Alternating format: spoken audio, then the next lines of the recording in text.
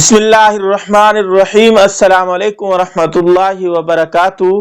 آج کی اس ویڈیو میں ہم بتائیں گے کہ وضو کرنے کے بعد بہت سارے لوگ سمجھتے ہیں کہ اگر ہم نے ناخن کاٹ لیے تو وضو ٹوٹ جائے گا۔ تو بھائی اس سے وضو نہیں ٹوٹتا۔ بہت سارے لوگ یہ سمجھتے ہیں کہ وہ مثال کے طور پر داڑھی مناتے ہیں، داڑھی کٹواتے ہیں تو وضو کیا ہوا ہے، شیو کرا لی تو وضو ٹوٹ جائے گا، دوبارہ وضو کرنا پڑے گا، مونچھیں کاٹ لی۔ اس قسم کے بہت سارے سوال لوگوں کے ذہنوں میں ہیں۔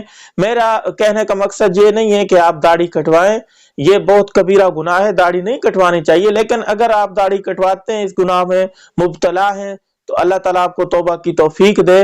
تو اصل مسئلہ یہ ہے کہ وضو اس سے نہیں ٹوٹتا، اور ناخن کاٹنے سے بھی وضو نہیں ٹوٹتا۔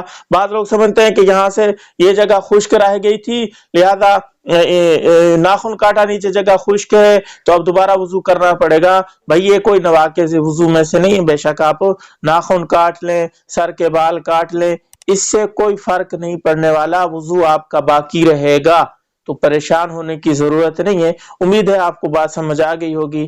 اجازت دیجیے، السلام علیکم ورحمۃ اللہ وبرکاتہ۔